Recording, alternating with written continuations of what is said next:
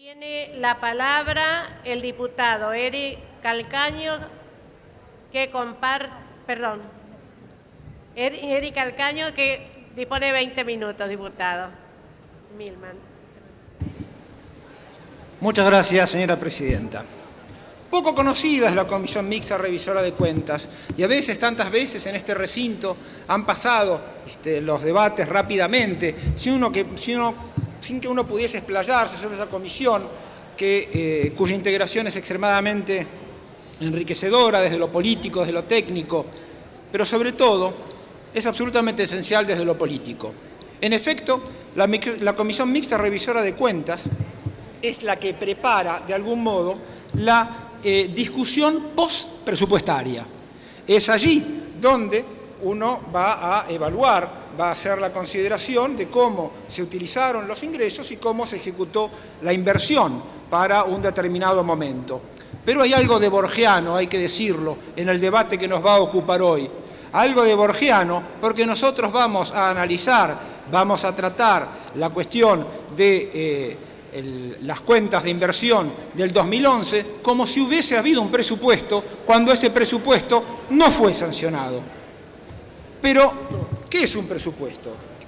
El presupuesto es la cuantificación del proyecto político, señora presidenta. Es la manera de poner en cifras cuantificables, medibles, auditables, lo que significa un proyecto de país, el nuestro, el proyecto nacional. Y el rechazo que sufrió el 2010 este proyecto de presupuesto fue, según la oposición, que en ese momento se llamaba Grupo A, tienen nombres que cambian, van y vienen, se ve que el marketing cunde. Uno de los puntos del rechazo, decían, era la inconsistencia en las cifras del presupuesto que nosotros presentamos. Y aquí quisiera citar a Alfredo Zayat en un artículo escrito en esa época, porque claro, hay que retrotraerse, hay que hacer un poquito de historia, hay que ponerse en el contexto de lo que era ese año, de lo que podía ser la cuestión electoral. Había también, nos amenazaban con fin de ciclo también, bueno, no pudo ser, no pueden ser los fines de ciclo parece, pero sí nos acusaban de inconsistencia y que por eso estuvieron impelidos, obligados, almas sensibles ellas, a elaborar un proyecto de presupuesto alternativo desde el Congreso, ufanándose que 8 bloques habían producido un documento de 98 páginas, del cual hablaremos más adelante. Pero el primer punto fue la inconsistencia, y es aquí donde vale la cita de Zayat, cuando en esa época, en ese contexto, decía, comillas, que se considera que las cifras fijadas para inflación, tipo de cambio o crecimiento del PBI es lo que va a suceder. Y cuando se toma esto, dice Zayat, se cae en la lógica engañosa de los economistas de la Citi, que saben qué pasará con precisión numérica. Esto es, evidentemente, una argumentación técnica para, en realidad, rechazar el proyecto político.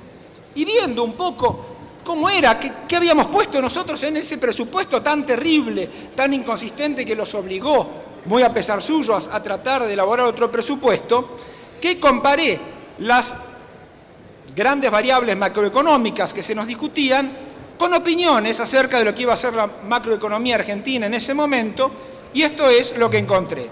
La proyección del Poder Ejecutivo Nacional daba un 4,3%, la tasa de inflación 8,9%, este es el presupuesto que presentamos y que no se aprobó, por lo cual tuvimos que, algunas veces los textos son sabios, repetir el año anterior con todas las modificaciones permitidas por el texto. La proyección del Grupo A, que así se llamaban, ahora se llaman de otra cosa, el marketing cunde. No, pero eso ya lo dije. La proyección del Grupo A daba 6% de crecimiento del producto y 25% de inflación. La proyección del Proyecto Sur, 5,5% de crecimiento del producto, 20% de inflación. Y acá entramos en una parte muy interesante. El Departamento de Asuntos Económicos y Sociales de las Naciones Unidas daba 4,5% de previsión del producto y 10% de inflación. La Economist Intelligence Unit, que siempre hablar en inglés da como un dejo de seriedad, fíjese usted hasta dónde llegan las cosas, daba, que es The Economist, si no me equivoco, una revista insospechada de peronismo, kirchnerismo, camporismo, daba 5,1% de crecimiento del producto y 13,6% de inflación.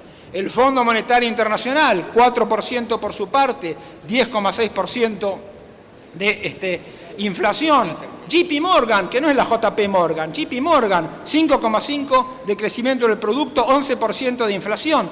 Por lo tanto, todas estas instituciones, que no creo que hayamos llegado a tanto todavía como para poder influenciar sus características técnicas, tenían cifras más cercanas con el presupuesto que nosotros presentamos y que ustedes rechazaron. Así que si es por inconsistencia, no habrá que buscarlo de este lado del recinto. Luego, la naturaleza del presupuesto. Son proyecciones indicativas de los objetivos a cumplir. Y la manda constitucional, el artículo 75, inciso 8, la última frase, es la que nos ocupa ahora, aceptar o rechazar la cuenta de inversión 2011. Es decir, estamos dando cumplimiento normal e institucional a lo que fue un procedimiento anómalo de decir, los dejamos sin presupuesto, por primera vez en democracia, pero ahora igual queremos analizarlo. Palo porque presupuestas y palo porque no presupuestas. En ese sentido, aceptar o rechazar es ver si se cumplieron los objetivos, cómo se cumplieron, mucho, poco, nada, o razonablemente, satisfactoriamente. Y podemos decir con algo de orgullo que nuestro dictamen de mayoría da esos objetivos por cumplidos. Los grandes lineamientos del Gobierno Nacional, electo a tal efecto, pues el jefe de gabinete por artículo 100 que manda al Congreso el presupuesto, permite iniciar ese trámite. No es el Parlamento donde se inicia el presupuesto, lo recibe, lo sanciona, lo puede mejorar acorde siempre con el Plan General de Gobierno y el Plan de Inversiones, cosa que no hizo el Grupo A. Ya lo veremos si Dios me da salud y tiempo.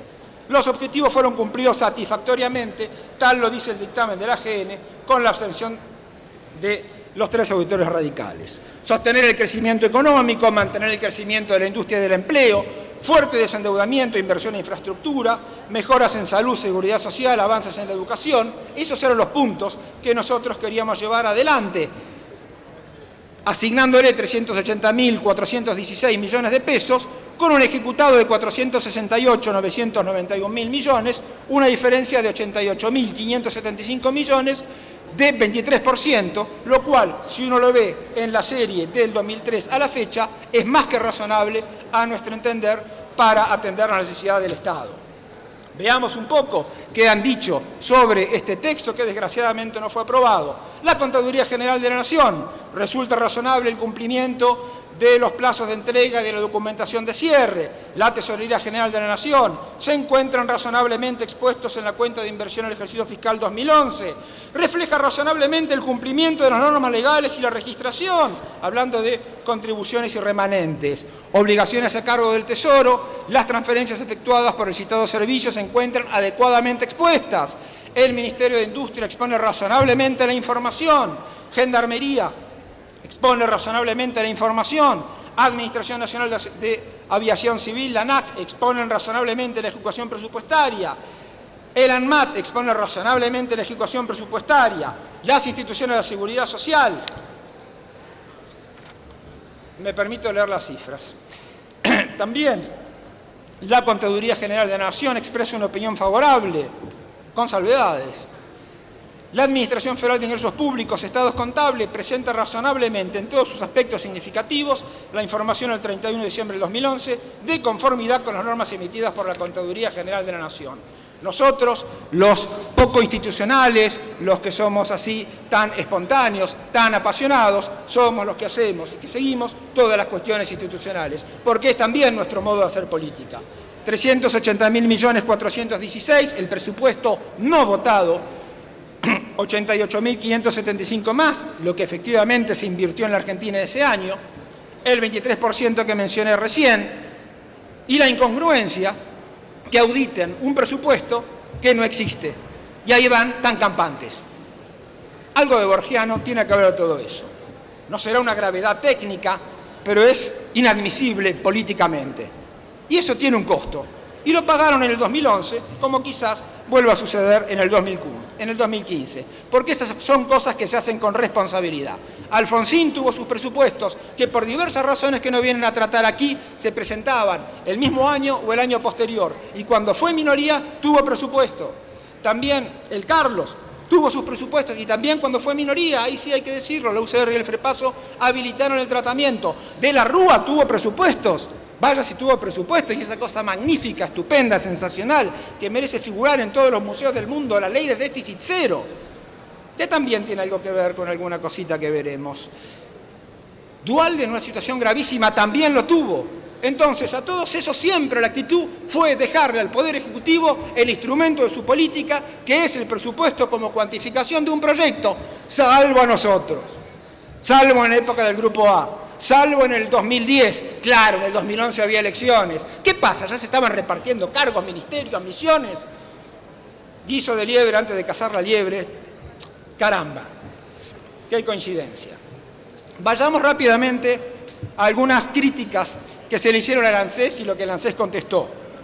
El organismo de control contó con toda la información que solicitó. Se abrió totalmente la administración por indicación expresa del director ejecutivo Diego Bocio. Es más, se creó dentro de ANSES una unidad para que sea la articulación con la Auditoría General de la Nación.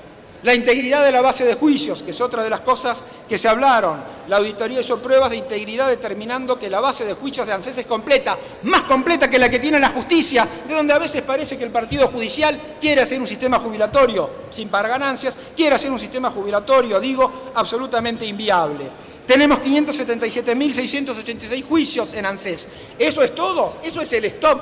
Hay 260.000 que siguen, y la buena noticia es que eso va a ir descendiendo, se están resolviendo más juicios, está pagando más juicios que los que entran, pero a veces hay 500.000 o 580.000 juicios en ANSES. No, están confundiendo stock y flujo, cosa que parece que no hay que hacer. No hay que confundir stock y flujo, tampoco hay que endeudarse para pagar gasto corriente. Pero creo que eso ya lo hicieron en otra época. Previsión de juicios, la previsión de juicios tuvo una diferencia de 6,89 entre lo previsto por la ANSES y lo que para la AGN debió previsionarse. Tenemos un sistema de tratamiento de todos los juicios, tenemos un sistema de consistencia, validación y posibilidad de sacar estadísticas que se pone también a disposición de la Auditoría General de la Nación. Y una de las razones por las cuales la AGN emite opinión favorable y no se obtiene es que se reducen los márgenes de incertidumbre. Se demuestra que no existe, se ha dicho de paso, discrecionalidad, pero también con todos los sistemas que se ponen en camino, esto redunda en una falta de incertidumbre. Y hay sistemas de registración contable. ¿Les podrá gustar la política de la ANSES? No les podrá gustar, pero la ANSES ha trabajado y trabajó mucho para que se consiguieran esos resultados. Me parece que había muchas críticas al ANSES, creo haber respondido por lo menos algunas. También se critican las subvenciones. Bueno, si se critican las subvenciones, a mí me parece bien que se critiquen. Me parecería más lógico que además de criticarlas, digan cómo las van a sacar y cuánto va a valer, por ejemplo, el transporte o cuánto va a valer el servicio público. Habida cuenta que muchas veces las subvenciones funcionan como salario indirecto, pero también bajaron salarios, vamos, no hay nada nuevo en todo eso. Tomo la taquigráfica del Senado para referirme a algunas cuestiones que el senador Morales criticaba en la sesión, que se presupuestaron para 254 escuelas y que se hicieron solo 139. Está mal, se tendrían que haber hecho las 254. De 29.900 viviendas, se hicieron solo 24.000. También hay que adelantar el esfuerzo, hay que ser más eficaces desde el punto de vista del gobierno. De las 1.250 viviendas que se prevían en las villas de emergencia, apenas 600. Pero fíjense, 139 escuelas, 24.000 de 29.000 viviendas, 600 de 1.200. ¿Cuántas escuelas se hicieron durante el gobierno de la Alianza? ¿Cuántas viviendas se hicieron? ¿Cuántas villas de emergencia se trabajaron? Y con respecto a la crítica en los sistemas ferroviarios, los hemos nacionalizado. Perdón, me olvidaba, con respecto a la vivienda y esas cosas medio baladíes que sirven para que la gente viva, o las escuelas, también baladíes ellas, que sirven para que la gente aprenda, en 10 años llevamos 2.877 escuelas nuevas, de las cuales 1.887 están terminadas, 990 en proceso, 880.000 alumnos beneficiados. Y después nos vienen a decir, esto aquí, este detalle, muchachos, está bien ser formalista, la crítica es correcta, pero veamos un poquito la política en conjunto. Y en viviendas. Eso me gustaría que me aplaudan. Gracias. Y en viviendas. Fallamos en las viviendas. Tendrían que haber estado las 27.000. Solo hay 160.000 viviendas construidas en construcción gracias al Procrear. Así que me parece que todas estas cuestiones que se están discutiendo están siendo superadas por la propia realidad, porque si bien no tuvimos presupuesto, las acciones de gobierno se pudieron, las acciones de gobierno se pudieron ejecutar, se pudo continuar con el proyecto nacional y seguir adelante con lo que nosotros estamos haciendo desde el 25 de mayo del 2003. Luego también, por una cuestión, y ya que quedan 5 minutos, por una cuestión que uno sabe que presentar la cuenta de inversión suele ser una cuestión, algo engorroso, por eso lo metí a Borges, la próxima vez voy a elegir a Cortázar, me puse a leer el dictamen de minoría. Me puse a leer el dictamen de minoría porque es importante. Hay un dictamen de mayoría, que es el nuestro, del cual estamos muy contentos, orgullosos, satisfechos y que vamos a aprobar, vamos a someter a la votación, y está el dictamen de minoría. Y pensé un poco en Shakespeare, dado que me gusta hacer las citas cultas, porque la cultura, ustedes saben, es como la mermelada, cuanto menos se tiene, más se pone en la tostada. Por lo tanto, ahí lo que encontré fue más bien que iba a ser una cuestión como Polonio, que le dice a Hamlet que está leyendo un libro. ¿Qué estás leyendo, Hamlet? Un libro. ¿Y qué hay en ese libro? Palabras, palabras, palabras, le contesta Hamlet. Pero leyendo eso me di cuenta que me equivoqué. Me equivoqué porque pasamos al ser o no ser en algunas partes. Pasamos al ser o no ser, en particular, cuando llegamos al tema del desendeudamiento. Y cuando llegamos al tema del desendeudamiento, página 52 de la orden del día 2024, segunda columna, segundo párrafo, leemos: por otro lado, en el momento de la presentación de este informe y con fallo adverso de por medio en el conflicto con los holdouts, la Argentina se encuentra en la necesidad de cerrar el capítulo de la reestructuración de la deuda comenzada en el año 2005, es decir, más de 10 años atrás, con un resultado negativo, no previsionado hasta el presente, ignorando en la cuenta de inversión el monto que se está generando con la deuda impaga. Por favor, se arrima más el micrófono porque allá no lo escuchan los diputados. Gracias. Bueno, aunque me acerquen, no me van a escuchar igual. Entonces, vuelvo a leer este párrafo que es importante. Por otro lado, en el momento de la presentación de este informe y con fallo adverso de por medio en el conflicto con los holdouts, la Argentina se encuentra en la necesidad de cerrar el capítulo de reestructuración de la deuda comenzada el año 2005, es decir, más de 10 años atrás, con un resultado negativo, no previsionado hasta el presente, ignorando en la cuenta de inversión el monto que se está generando con la deuda impaga, información de particular importancia para la aprobación o rechazo de dicha cuenta. Ya no estamos en palabras, palabras, palabras, sino en ser o no ser, porque lo que acá dice en este párrafo del dictamen de la minoría es que hay que pagarle a los fondos buitre. ¿Y cuál no fue mi sorpresa al encontrarme con este párrafo, al darlo vuelta de todas las maneras posibles para tratar de hacerlo decir algo que no dijera, pero sí lo dice? Ustedes, Gobierno Nacional, es decir, nosotros, el bloque de la mayoría, no estamos previsionando lo que hay que pagar a los holdouts, lo que hay que pagar a los fondos buitre. Por lo tanto, y ya para ir concluyendo, me parece que votar el dictamen de minoría es votar, estimada Presidenta, el pago a los fondos buitre. Y eso me parece que supera por mucho los límites de lo que debería ser una discusión normal del dictamen de las cuentas de inversión. Proponer que se pague a los buitres en un párrafo, ustedes no previsionaron.